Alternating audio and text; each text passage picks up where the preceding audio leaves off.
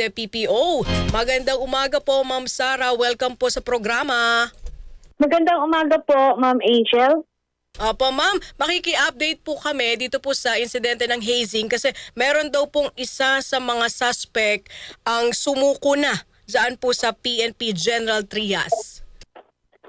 Yes po. Kagabi po, bandang alas 10:30 hanggang alas 11 ng gabi, nang sumuko po ang isang persons of interest sa tulong po ng ating dating Mayor John Ferrer ng General Trias, City, Opo. Cavite. Linawin natin, ma'am, ito po'y person of interest pa lamang, hindi pa po suspect. Makonsider na rin po siyang suspect po. Okay, ano po ang pahayag nitong isa po sa mga suspect na sumuko po kagabi, ma'am? Bali po, ito pong nagsumuko na ito po ay handa na po sana siyang magbigay ng yung tinatawag po nating extrajudicial confession. Kaya lang po, bigla pong dumating yung kanyang dalawang abogado at binawi po ito. Hindi na po siya nagbigay ng confession. So wala pa po siyang statement kung siya ba'y may direktang partisipasyon dito po sa sinasabing hazing. Tama po ba, Ma'am Sara? Opo, wala po siyang anumang binanggit. Opo. Pero na po ba tayong natukoy na iba pa pong kasabwat nitong isa pong suspect at ilan po sila? Tukoy na po yung dalawa pang kasama niya na naghatid sa hospital. Pero po, ang sabi po sa investigasyon ay meron pong 15 pa yatang involved doon sa insidente.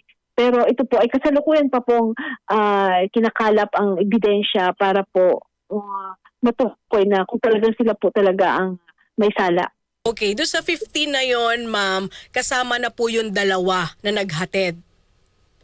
Hindi pa po yata. So Hindi pa po. 17. Opo. Opo. Nakuhanan na po ba ng pahayag yung miyembro ng BJMP? Ito po kasi yung sinasabing may-ari po ng sasakyan. Wala pong binigay na information sa amin na nagbigay ng pahayag, pero base po sa mga unang ulat ay sila naman po ay makikipagtulungan sa PNP para po sa investigasyong ito. Opo. Ano po yung mga ebidensya, Police Lieutenant Sara, na nakikita nyo na nagtuturo na posible pong biktima nga po ng hazing itong 19 years old na maritime student po na ito?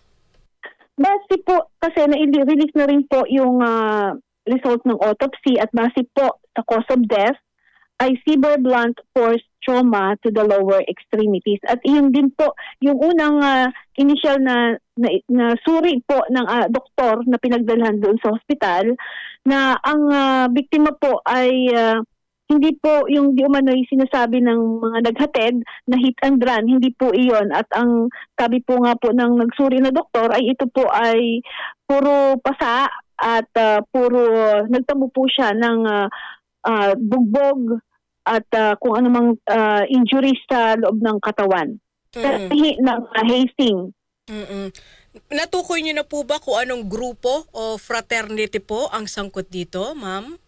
Base po dun sa nakalap nating mga ebidensya doon po sa loob ng sasakyan, dahil may iba't iba pong t-shirts, kasama na po ang fraternities t-shirts, documents ng students, school IDs, ay napag-alaman po natin kung anong grupo po ng fraternity po ito. Pero sa kasalukuyan po ay hindi po namin maibibigay ang pangalan ng grupo dahil nga po meron po tayong tinatawag na to respect the human principles of para po sa security and to safeguard both involved parties. Yun po ang iniwasan po natin kaya hindi po natin maibigay yung buong pangalan po ng grupo na sangkot po dito. Pero pinasabpina na po yung grupo. Sa kasalukuyan po ay patuloy pa rin po tayo nagkakalap ng malalim na ebidensya para po masampahan po ng demanda ang lahat po ng sangkot po dito. Speaking of ebidensya, ma'am, ano po yung mga nagkalap po ebidensya ng ating kapulisan? Sa kasalukuyan po, ang sumuko po na driver ay ika nga po, di ba meron po tayong ulat kahapon na ito po ay na-release. Pero ito po ay mismong gagawin po, kung siya po ay magbibigay po ng affidavit as state witness kung sa kaso ay ito po ay magbubukas para po matukoy po natin kung sino po at malaman po natin ang pagkakakilanlan mismo ng mga taong sangkot sa hazing at malaman po natin ang buong kwento ng insidente kung saan po ba talaga ito nangyari at kung sino-sino po yung mga involved parties na sanhi ng ikinamatay ng biktima na tinatawag nating alias Kenneth. Opo, itong si alias Kenneth po ba, Ma'am Sara, cooperative naman po ba sa ating mga otoridad?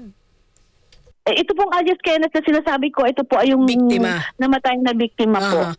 Yung sumuko po ay si Ang alias ang sumuko po ay si alias Mike. Mike. Opo, siya po ba ay nakikipagtulungan naman po sa ating mga otoridad? Kasi para may sinasabi, 15 pa yung hinahanap po. Yes po. Bali po, ang investigador po natin ay kasalukuyan pong nakikipag-coordinate sa kanyang dalawang lawyer. Na kung po pwedeng, kung para po sa ma-resolve po natin ang atong kasong ito, ay kung siya po ay willing po to stand as state witness para sa kasong ito. So hanggat hindi po siya nakikipag-coordinate, siya po ay nakapiit dyan po sa Cavite. Hindi po, kahapon po ay pinakawalan po siya ng ating police. Oo, so pinakawalan. Opo. Pero ang alam ko po kasi patuloy pa rin nagkakalap ng sapat na ebidensya ang ating mga kapulisan para po mapailan po ng reklamo ng agaran po. Baka within this day, patuloy makapag-file po ng regular filing. Meron po ba Opo. tayong mga nakuha ng mga CCTV footages, Ma'am Sara? Ang CCTV footages po natin, kasalukuyan pong meron po tayo ay sa hospital at yung iba pang sa backtracking para po yun po sa na-identify po natin yung sasakyan na ginamit. Doon naman po sa paaralan netong biktima, meron na po ba tayong coordination? Yun nga po, kasalukuyan po ay wala pong information na ang paaralan po ay nakikipagtulungan po sa pulis, pero kami po ay nananawagan na sana po kung meron pong yung mga staff ng school and yung administrator, sana po ay makipagtulungan po sa amin sa pulisya para po kung meron po silang nalalaman sa ika-solve ng kasong ito ay sana po ay pumunta po sa station at magbigay po ng kung meron po silang mga maitutulong para mas resolve ang kasong ito. Doon sa naulilang pamilya po ng biktima.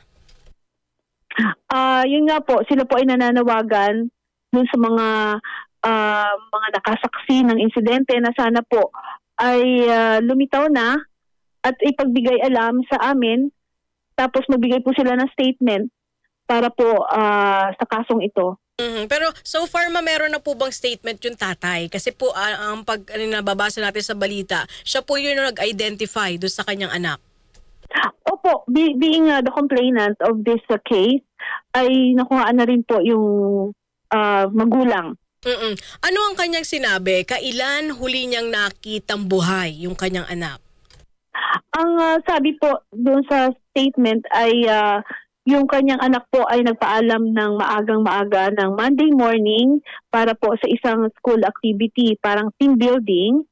At ika nga, hindi po siya nagbigay kung saan bang activity po ito. Wala pong sinabi. Basta ang sabi lamang po ay, di umano siya po ay sasama sa isang team building ng school. Yun lamang po, opo. Oo, pero kilala nung tatay yung isa do sa mga sumuko na sospek kahapon? Wala pong nasabi pong impormasyon na kilala po ng magulang yung mga naghatid doon sa hospital. Wala pong information pa. Opo, medyo malayo-layo pa yung gagawin nating investigasyon dito, Ma'am Sara. Pero sana mahuli po ang mga salarin kasi 'di ba may batas po tayo dito Pero hanggang ngayon parang nangyayari pa rin po ang hazing. Opo. Bali po ang mga kung sakali po mapatunayan, base po sa mga ebidensya na ating makakalat or sa mga affidavit or mga witnesses, ay sila po ay haharap sa kasong murder and then yun nga po yung sa hazing. Sa mga nag-aalala kasi baka makatakas na itong mga ito, lalo na medyo marami-rami pala yung ating hinahanap. Ano po ang assurance na makukuha natin sa ating kapulisan na mabibigyan or magagawaran po ng hustisya yung ating biktima? Pagka po na-filean po natin sila ng kaso, lalabas po ang warrant of arrest sa kanila. At kahit naman sa ang sulok ng Pilipinas, basta po may warrant of arrest, ay matutukoy at ma-arrest at ma-arrest po sila ng polis. Opo. Meron po bang hotline ng Cavite PPO sa kasakali? Meron pong mga saksi na syempre ayaw po magpabanggit ng kanilang pangalan para hindi po sila madawit. Saan po sila po pwedeng makipag-ugnayan, Ma'am Sara? Makipag-ugnayan lamang po sila sa General Trias City Police Station or dito po sa Cavite Police Provincial Office. Opo. With that, Ma'am Sara, maraming salamat po sa inyong oras at panahon dito po sa aming programa. Makiki-update po kaming muli, ha? Maraming salamat po. Opo, welcome na welcome po. Salamat po, ma'am. Ang say ng taong bayan.